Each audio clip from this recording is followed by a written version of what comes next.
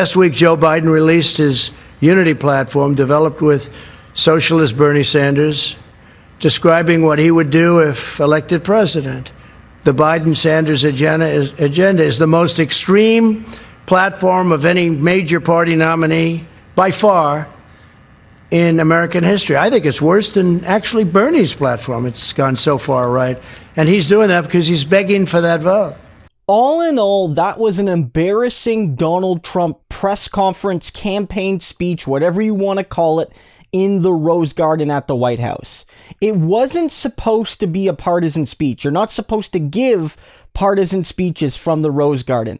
It's considered in poor taste and it may well violate the Hatch Act. But beyond all that, this is another clear instance of Donald Trump's cognitive decline and dementia. And on this channel, I've been an equal opportunity discussant of that for Trump and Biden. No one can say I ignore it for one person and not the other. And today, throughout this speech, Donald Trump showed that when he's not explicitly reading from the text verbatim, his ramblings show a man that is not well. A man that doesn't really understand what's going on, that doesn't understand the basics of politics and of political ideology. There you see him say that, Joe Biden is not only more extreme, quote unquote, than Bernie Sanders, but that Joe Biden has gone, quote unquote, far right. First of all, no one reasonable will say that even Biden's platform, as written, is to the left of Bernie Sanders, let alone what Biden will actually do if he gets power. He's almost certainly going to govern as a center-right corporate Democrat. Certainly where he's going to be. But beyond that, of course, his implication is that it should be far left.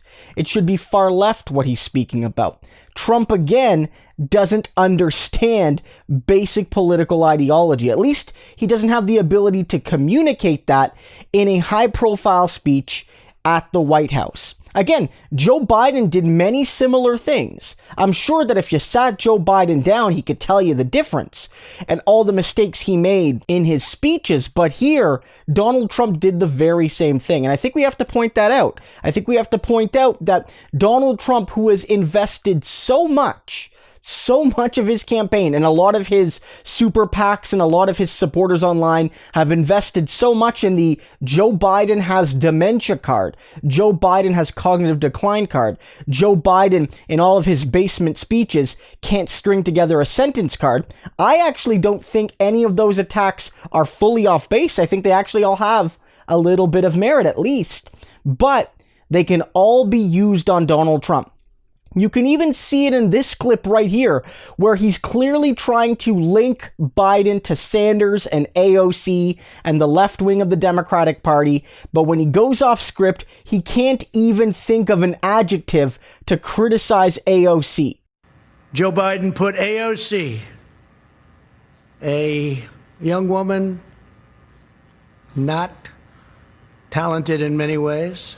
All he can muster there when he ad-libs, again, this is the man whose president is not talented, a woman who's not talented in many ways, because again, he lacks the mental dexterity to actually command a useful word there, a word that actually conveys something negative about AOC to his audience, to the media there, and to the people watching all around the country. He couldn't do that. So I find it so interesting that we're in this moment where Donald Trump thinks that it's him, the vibrant, young, active Donald Trump, versus quote-unquote sleepy Joe Biden. But the more and more we see of Trump, the more and more we realize that the Biden weaknesses he's highlighted will boomerang back on him. Because he's a man who sometimes forgets where he is. He's a man that sometimes forgets left from right. He's a man who forgets his words. He's a man that forgets how to communicate clearly and concisely with the American people. And so, if you've based all of your opposition on the fact that Joe Biden is a quote-unquote unfit man for office, and you display the very same standards of unfitness, where does that leave your campaign? You certainly can't fall back on the economy. You certainly can't fall back on how you handled this crisis. You certainly can't fall back on how the world sees America. You certainly can't fall back on how you've handled race relations. You certainly can't fall back on any of that. All of those things, for a majority of Americans, not every American, but for a majority of Americans, they do not see you in a positive light, at least right now. Even Americans that like Trump on the economy and those sorts of issues, many of them have abandoned him. So what we're seeing is a president flailing, is a president that knows he's tanking in the polls. In some polls, having him down 5 in Texas, 10 in Florida, down significantly, often double digits across the country. Polling numbers that were far stronger now than they were for Hillary 4 years ago. Of course, it doesn't mean he can't win. It doesn't mean Joe Biden can't blow this. It doesn't mean the Democrats can't snatch defeat from the jaws of victory. But this is a president in trouble. This is a Republican Party in trouble.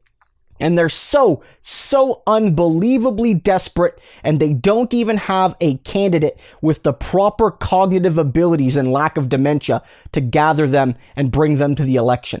You're witnessing an utter collapse from the right in America right now.